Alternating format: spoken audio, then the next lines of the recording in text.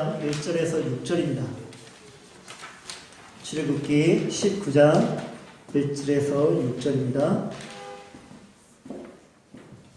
우리 다 같이 한번 읽도록 하겠습니다. 이스라엘 자손이 애굽 땅을 떠난 지 3개월이 되던 날 그들이 시내 광야에 이르니라. 그들이 리비딤을 떠나 시내 광야에 이르러 그 광야의 장막을 치되 이스라엘이 거기 산 아래 장막을 치니라. 모세가 하나님 앞에 올라가니 여호와께서 산에서 그를 불러 말씀하시되 너는 이같이 야곱의 집에 말하고 이스라엘 자손들에게 말하라. 내가 애굽 사람에게 어떻게 행하였음과 내가 어떻게 독수리 날개로 너희를 얻어 내게로 인도하였음을 너희가 보았느니라. 세계가 다 내게 속하였나니 너희가 내 말을 잘 듣고 내 언약을 지키면 너희는 모든 민족 중에서 내 소유가 되겠고 너희가 내게 대하여 제사장 나라가 되며 거룩한 백성이 되리라. 너는 이 말을 이스라엘 자손에게 전할지니라. 아멘.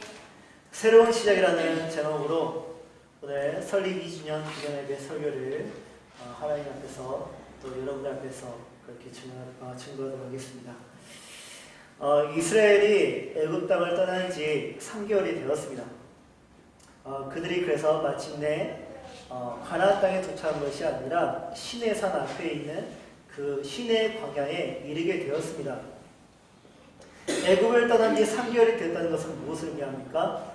바로 그들이 하나님으로부터 구원을 받은 지 애굽으로부터 하나님께 구원을 선물 받고 애굽으로부터 구원을 받은 지 3개월이 되었다는 의미고 그들이 노예의 모습에서 종의 모습에서 이제 자유의 몸으로 된 지 3개월이 되었다는 뜻이죠.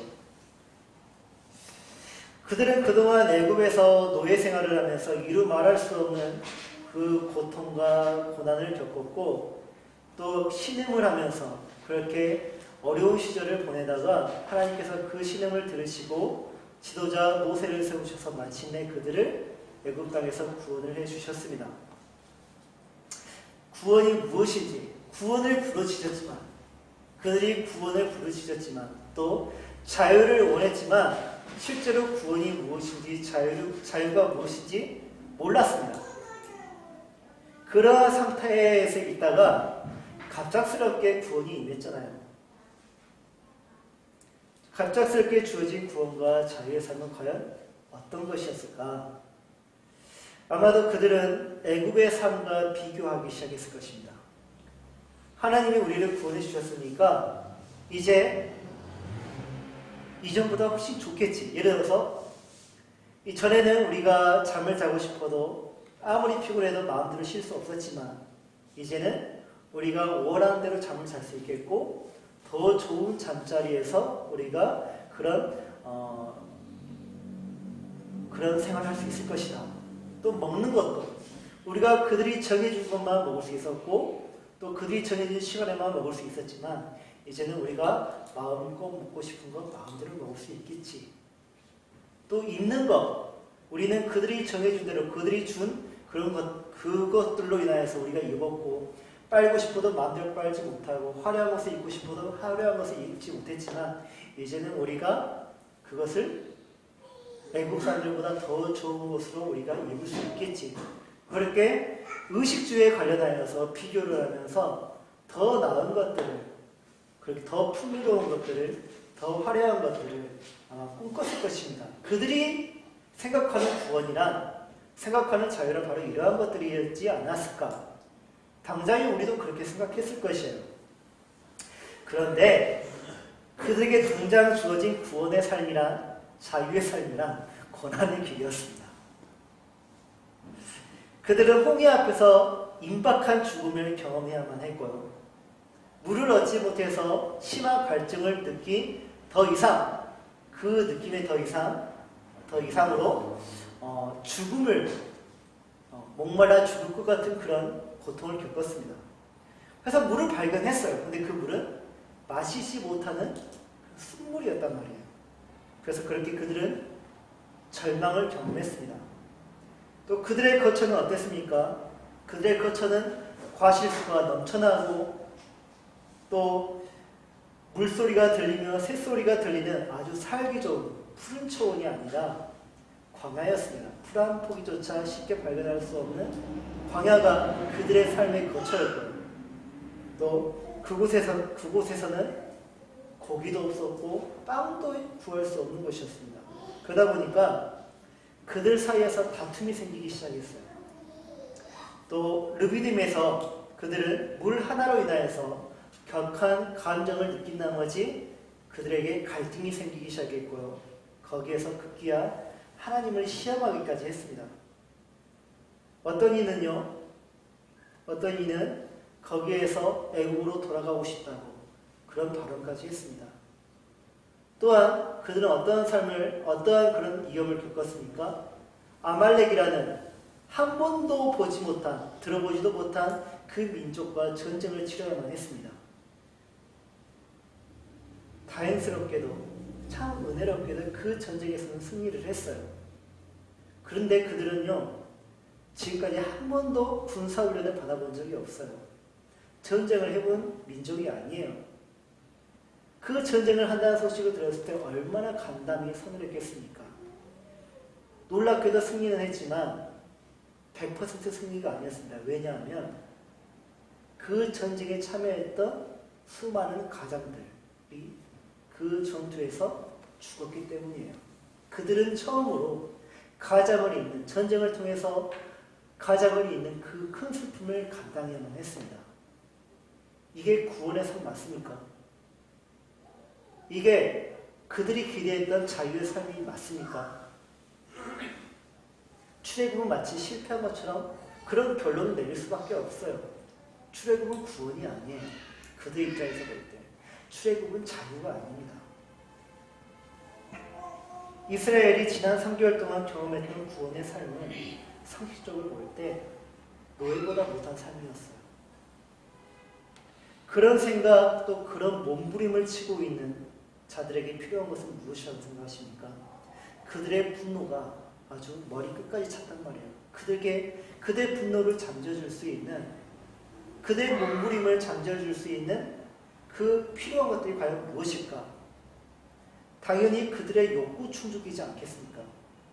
그들이 배고파한다면 빵을 줘야 할 것이고, 그들에게 의복이 필요하다면 추위에 떨고 있을 때 그들에게 의복을 줘야 할 것이고, 더위에 있을 때는 그들에게 시원한 그늘을 줘야 할 것이고, 또 피로를 느낄 때는 그들에게 안식을 누릴 수 있는 안식처를 제공해야 될 것입니다.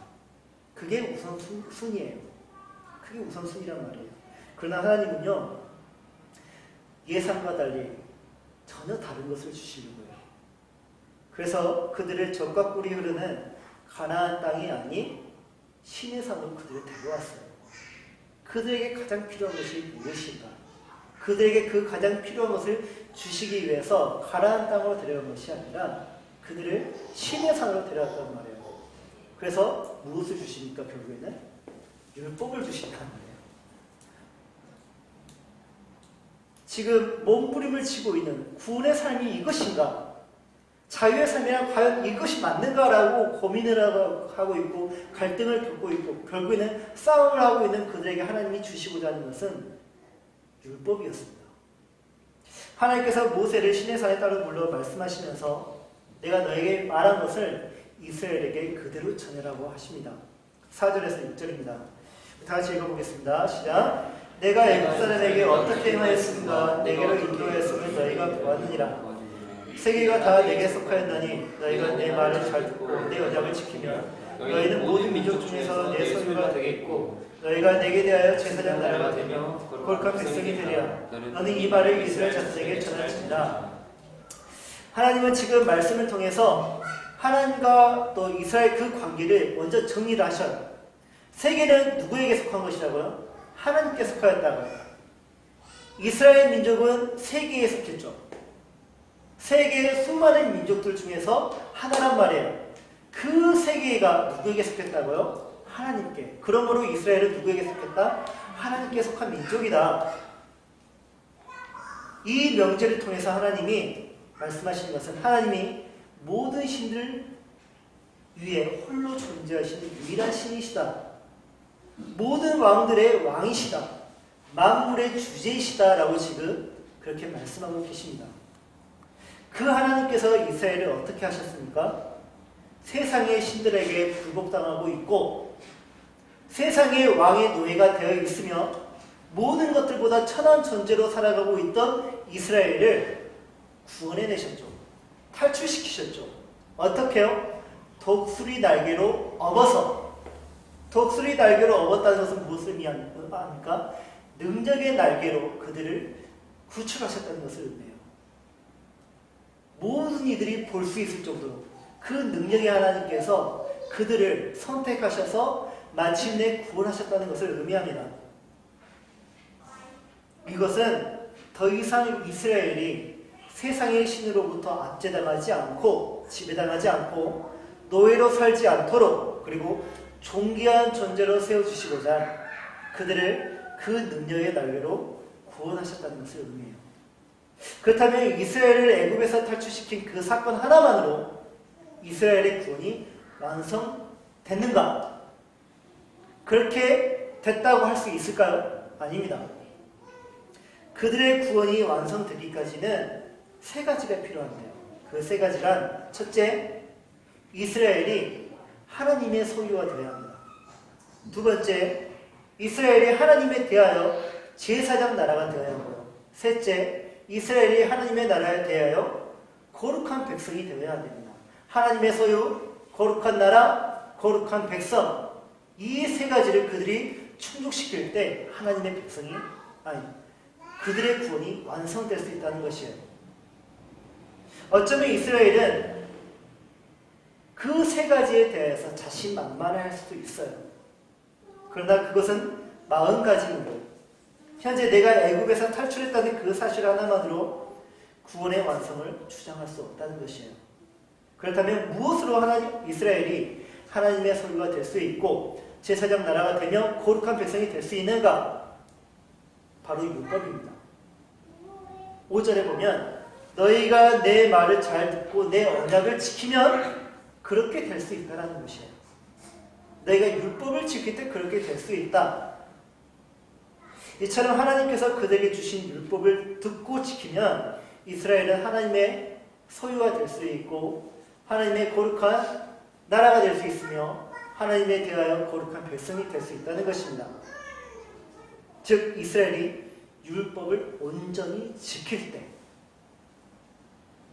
완전한 구원이 그에게 임한다는 것이에요.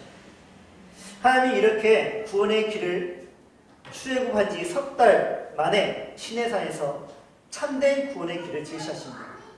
그리고 이스라엘이 출애굽한 지 석 달 만에 시내산 앞에서 갖고 있는 이 상황이 지금 설립 2주년 예배를 드리고 있는 우리에게 같은 상황을 가지고 있는 우리에게 말씀하고 있다는 것이에요.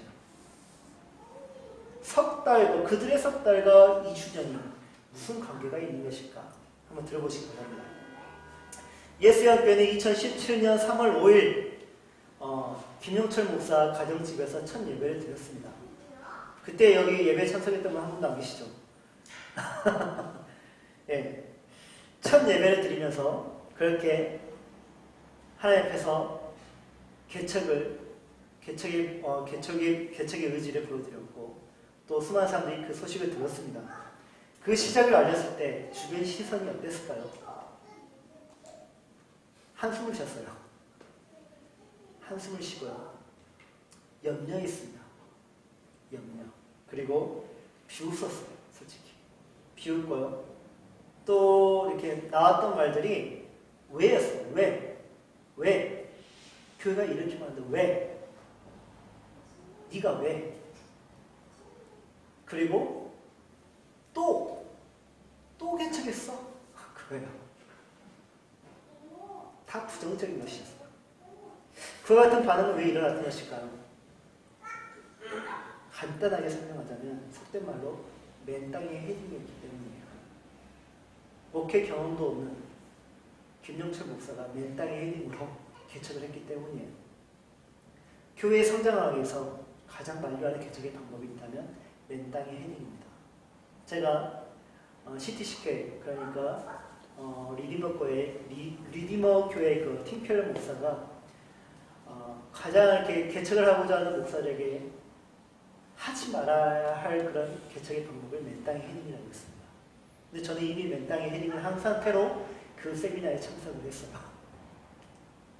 예수양교회는요, 그 부분에서 가장 미련한 방법을 선택한 무지한 교회였고 무식한 교회였고, 저 역시 무지한 목사였고 무식한 목사였습니다.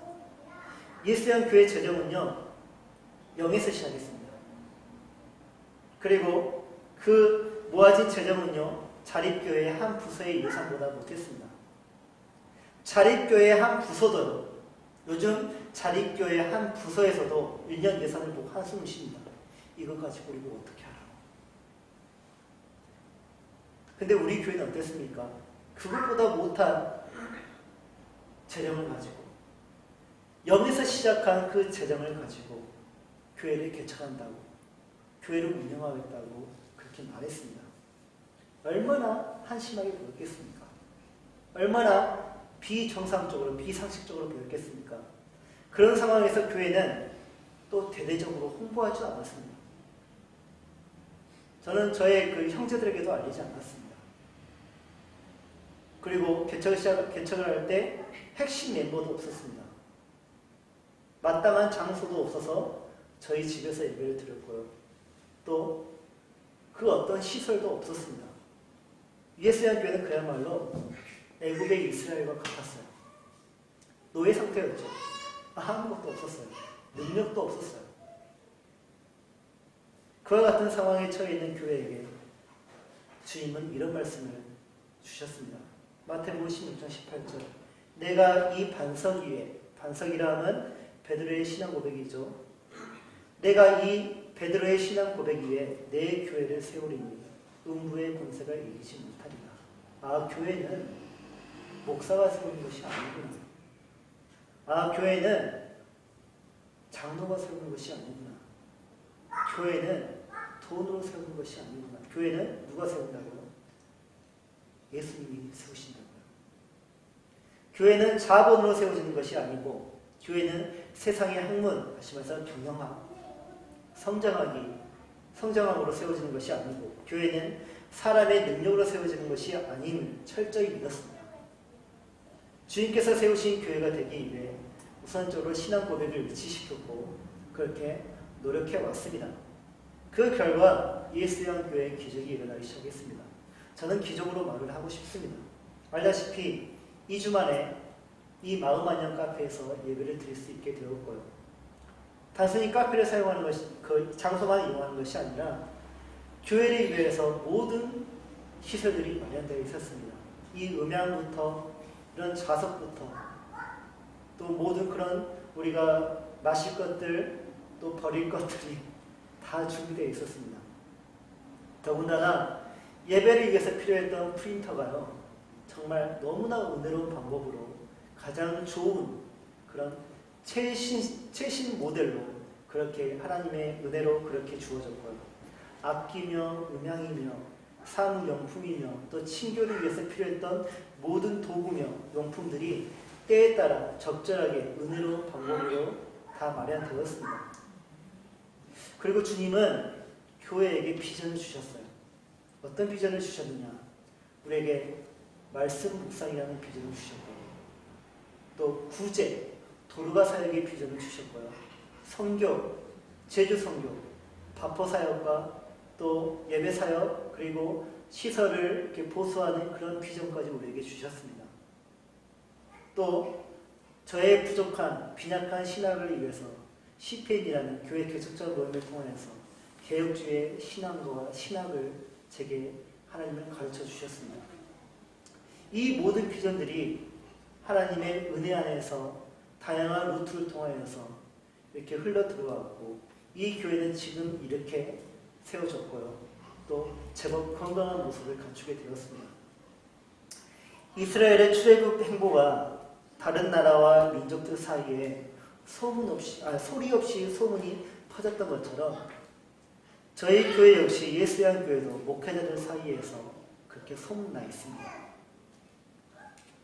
저는 그렇게 소문내지 않았는데 주변에서 그렇게 사람들이 저희 교회를 관심 있게 보고 있더라고요. 그런데 제가 그 소문을 들었을 때 그분들이 관심을 가지고 있다라고 그 이야기를 들었을 때 두 가지 반응을 보았습니다. 첫째, 대단하다.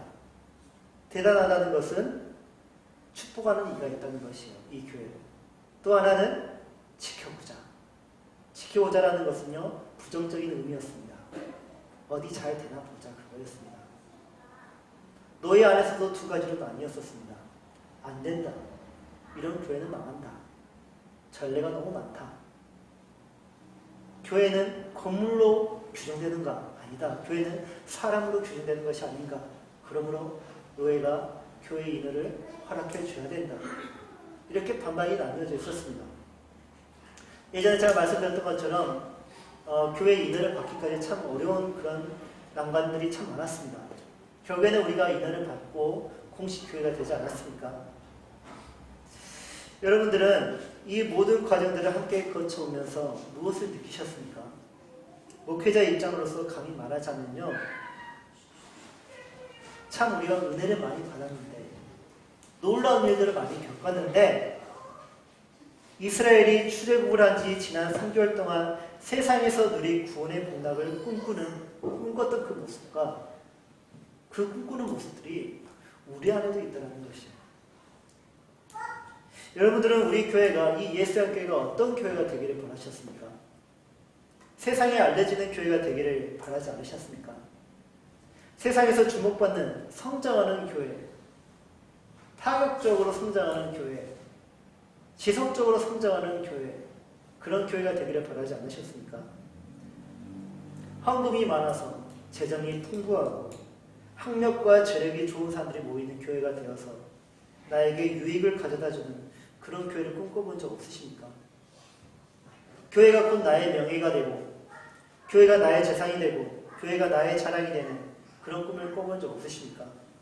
혹시 그랬다면 그동안 여러분들은 이 교회를 보면서 정말 답답하고 그리고 힘드셨을 것입니다. 알다시피 예수의 교회 안에는 그런 것들이 없어요. 전혀 없어요. 우리에게는 지금 홍해 앞에 이스라엘처럼, 광야의 이스라엘처럼, 쓴물을 마시는 이스라엘처럼, 전쟁을 치르는 이스라엘처럼 우리에게는 고난이 있고 위기가 있고 불만과 불평이 있고 과거에 가졌던 유익한 것들을 생각하면서 후회하는 모습들이 있습니다. 왜 이와 같은 반응들이 우리에게서 나오는 것일까? 이유는 매우 간단합니다. 출애굽만 하면 끝이라고 생각했던 이스라엘처럼 우리 역시 교회만 세우면, 개척만 하면 저절로 모든 것이 다 잘 될까요? 라는 막연한 기대를 했기 때문입니다. 교회는 로또가 아니에요. 교회의 생명이 행운에 달려있지 않습니다. 행운이 교회의 운명을 좌우하지 않아요. 그동안 많은 기적들을 체험했음에도 내 삶의 극적인 변화를 가져다 주지 않는 교회의 행보는 힘이 들고 회의가 먼저 듭니다. 왜 우리 교회는 안 될까? 2년이 지났는데 왜 우리 교회는 안 될까? 무엇이 문제일까? 정확한 진단을 내려가지고 다른 무언가를 시도해야 하지 않을까? 오죽하면 신천지가 편지하기를 벤치마킹을 해야 되지 않겠냐고 저한테 그렇게 조언을 해줬습니다. 아니, 일반 회사들도 잘 나가는 기업을 벤치마킹해서 그렇게 성장하는데 신천지를 한번 봐봐라. 신천지가 성장하는 이유가 있지 않겠냐? 신천지를 벤치마킹해서 목사님이 끼어나야 되지 않겠냐고 저한테 조언을 해주더라고요. 지금 우리가 현 시점에서 필요한 것은 성장하는 교회의 벤치마킹이라고 생각하십니까? 이렇게만 하면 1000명 모이는 교회가 될 수 있다! 라고 강구하는 세미나에 제가 갔다 와야 될까요? 설교 스타일을 바꿔야 할까요? 사역의 내용들을 바꿔야 할까요? 대출을 얻어서 그럴싸한 건물을 내가 얻어야 할까요? 그런 생각에 잠길 수 있는 우리에게, 착각할 수 있는, 잘못된 생각을 할 수 있는 우리에게 주님은 뭐라 말씀하십니까? 내가 너희에게 행한 것과 지금까지 인도한 것을 너희가 보지 않았느냐? 세계가 다 네게 속하였다. 그런데 왜 그 만물의 주제인 나를 보지 않고 그 세계를 의지하고 그 세계를 의존하려고 하느냐? 너희는 거룩하고 하나이고 보편적이고 사도적인 교회가 되려면, 그리고 영원한 하나님의 나라가 되려면, 세상 사람들과 구별되는 거룩한 신자가 되려면 내 말을 잘 듣고 내 언약을 잘 지키는 것이 우선이다라고 말씀하십니다. 이스라엘은 하나님의 이 공고에, 이 명령에 어떻게 반응했을까요? 모세가 하나님의 공고를 장로들을 불러서 그대로 진술하니까 그들이 말하기를 여호와께서 명령하신 대로 우리가 다 행하리이다 라고 반응을 했습니다. 멋집니까? 멋지죠. 근데 자세히 보면 멋진 게 아니에요. 이들은 엄청난 착각을 하고 있는 거예요. 그들은 지금 교만함의 극치의 모습을 보이고 있어요. 왜냐? 하나님이 그들이 애굽 땅에서 구원을 내서 3개월 동안 그들의 삶을 보십시오. 그들이 하나님의 말씀에 적극적으로 온전히 순종했습니까? 오히려 하나님께 불만과 불평을 터뜨리지 않았습니까? 모세를 죽이려고 하지 않았습니까? 다시 애굽으로 돌아가려고 하지 않았습니까? 지난 3개월 동안 그들은 불순종, 불충성 그 자체였습니다. 그런데 시내산 앞에서 그들이 극적으로 변할 수 있을까요? 과연? 그랬던 그들이 이 말씀에 100% 변할 수 있을까라고 생각하십니까? 그들이 하나님의 말씀에 갑자기 100% 순종할 수 있을까라고 생각하십니까? 없단 말이에요. 그들은 그럴 수 없어요. 왜냐하면 그들에게는 여전히 노예 근성이 남아있기 때문이에요. 하나님은 그들에게 지금 너희가 스스로 구원을 이루라고 율법을 주신 것이 아니에요. 비록 이스라엘이 하나님께 선택을 받아 특별한 민족이 되었지만 그렇다여 그것이 그들로 하여금 율법을 온전히 지키게 하는 능력이 되어주지는 못합니다. 이스라엘은 율법을 통해 구원을 스스로 쟁취할 수 없어요. 그들의 지난 삶이 그것을 증거하고 있습니다. 그래서 그들이 무슨 말을 해야 되냐면, 하나님, 지난 우리의 모습을 기억해 주십시오. 우리는 하나님의 말씀을 의지해서 하나님만 바라봤던 것이 아니라 우리가 처한 환경을 먼저 봤습니다. 우리의 의지는 너무나 약했습니다. 우리는 너무나 교만했고요. 우리가 어떻게 하나님의 말씀을, 하나님께서 주신 율법을 온전히 지킬 수 있겠습니까? 우리에게는 그런 능력이 없습니다. 우리를 긍휼히 여기시사 하나님 우리의 구원을 위해서 율법을 주시겠다면 그 율법을 지킬 수 있는 능력을 우리에게 주십시오 라고 우리를 긍휼히 여겨달라고 오히려 그렇게 반응을 하는 것이 맞습니다. 다시 말해 그 구원을 가능케 할 구원자 그리스도를 구해야 하는 것이 마땅해요. 우리는 그럴 수 없으니까. 그러나 장로들은 어떻게 반응했습니까? 할 수 있다. 나는 할 수 있다. 그랬습니다.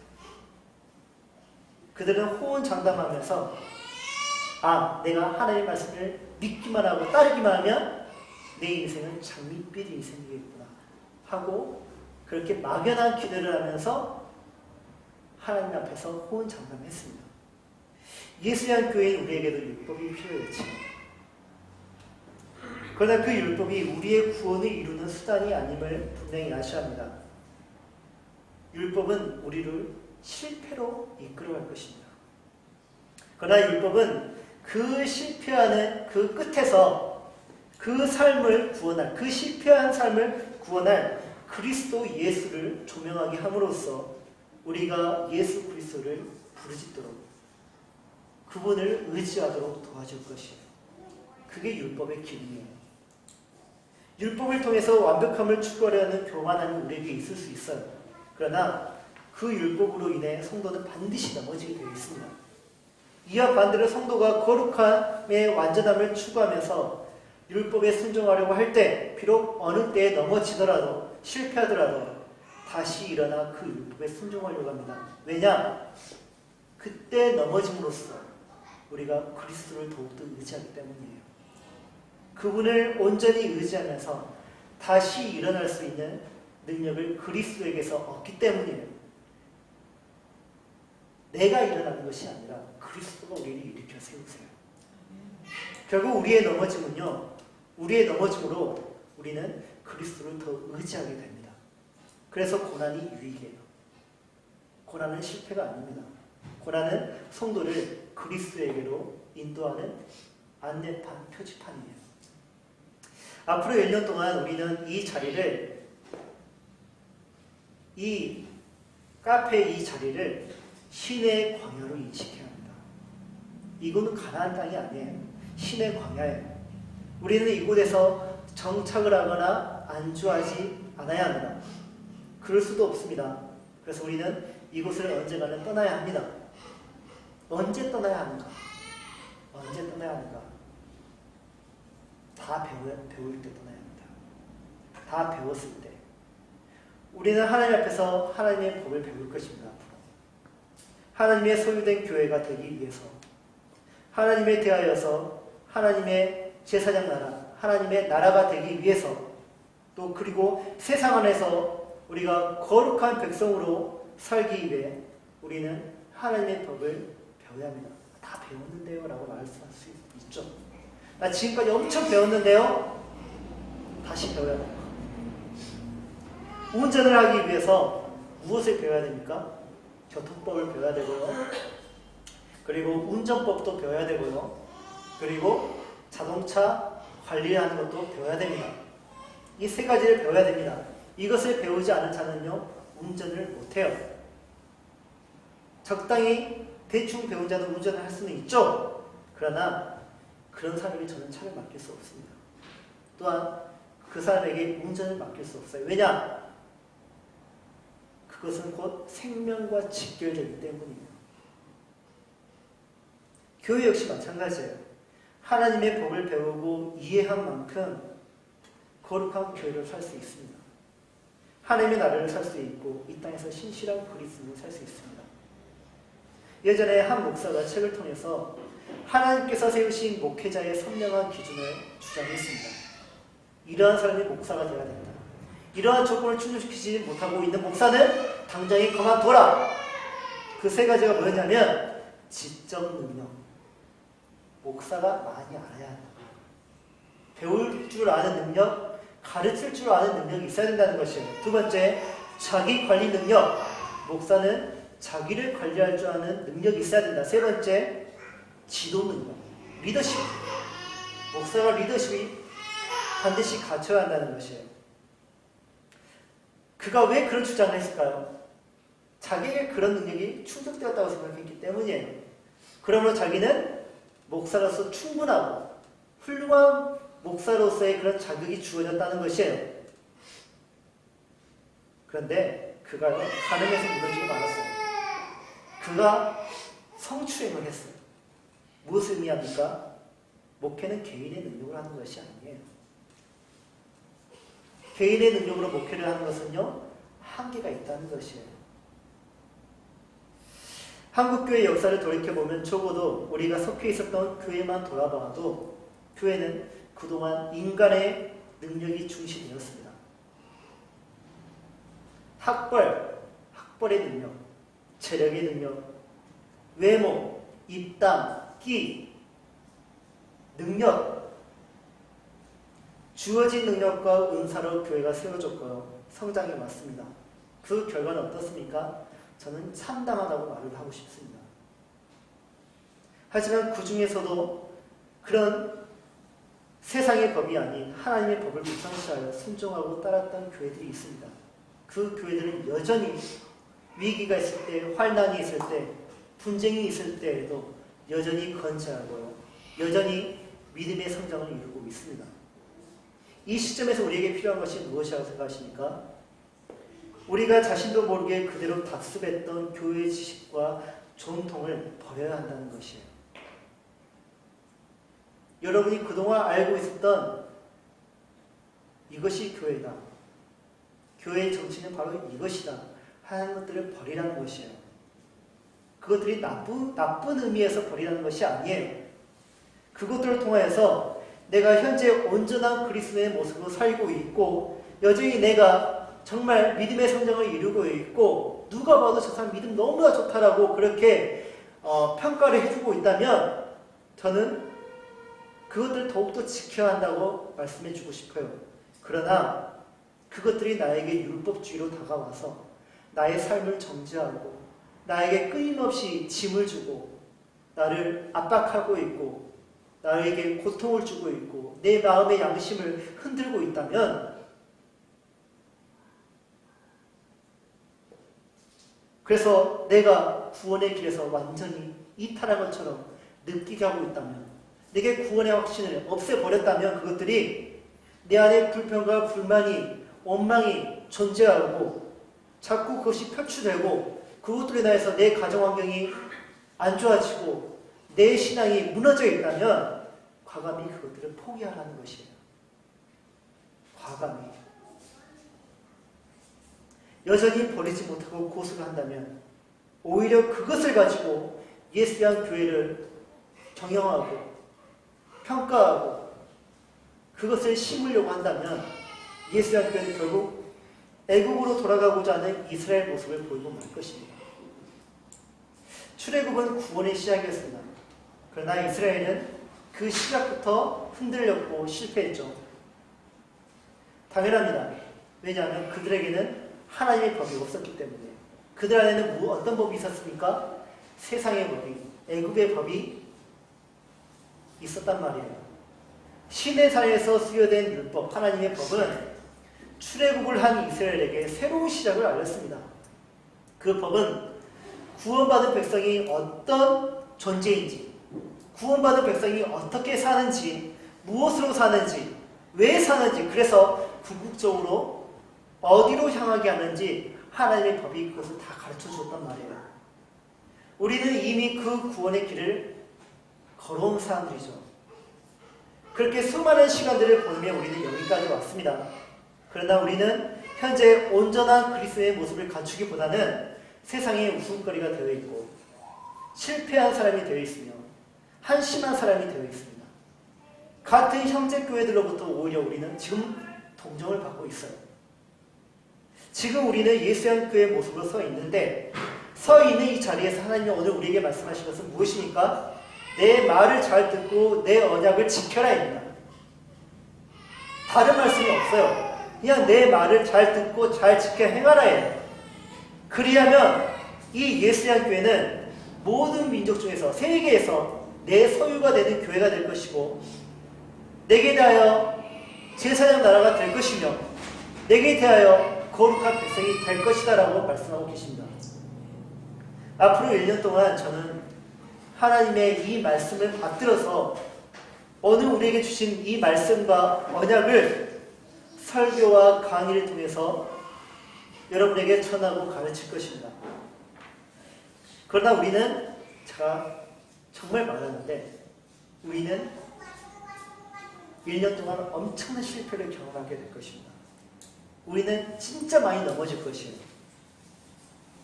여러분의 마음속에서 반항심이 일어날 것입니다. 부정적인 마음이 생겨날 것이에요.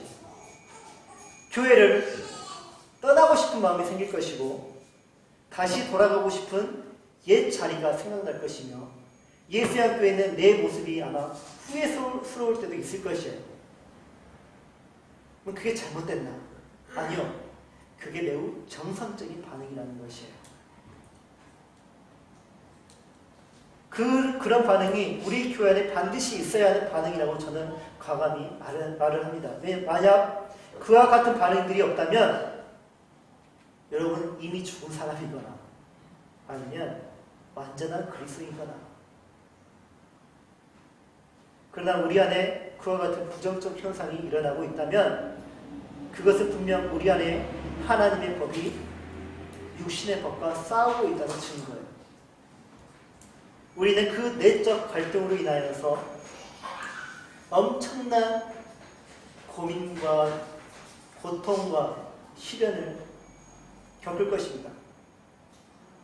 저는 여러분이 애굽으로 도망하지 않기를 간절히 원합니다. 옛 자리로 돌아가지 않기를 간절히 원합니다. 무엇보다 이 말씀을 주신 하느님을 더욱더 신뢰하기를 원하고 또 저를 그 종으로 세우신 자로 여러분이 신뢰해 주시기를 간절히 원합니다. 저는 제가 여러분에게 미워지기를 원합니다.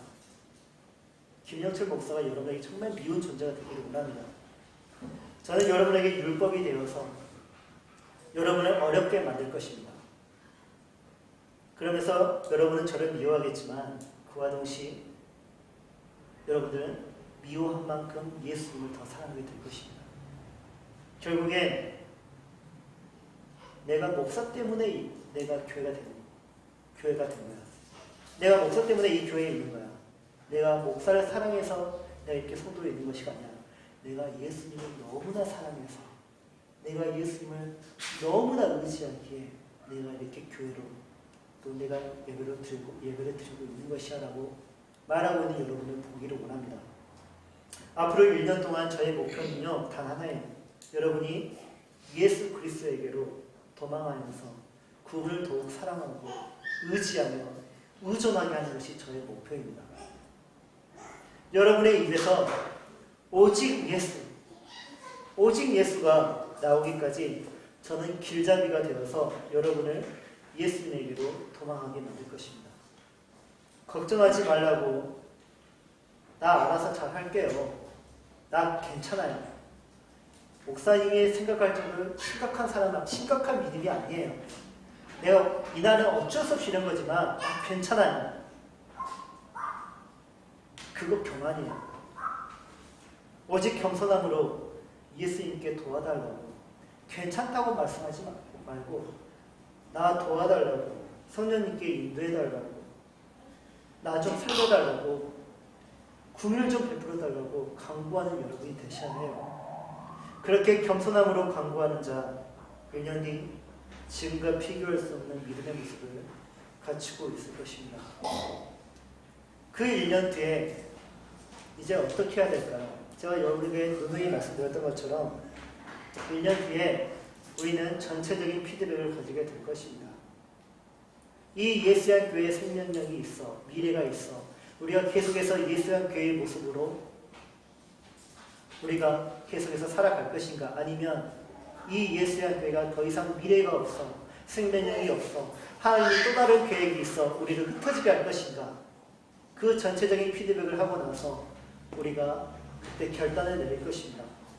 중요한 것은 여호와께로 돌아가자는 것입니다.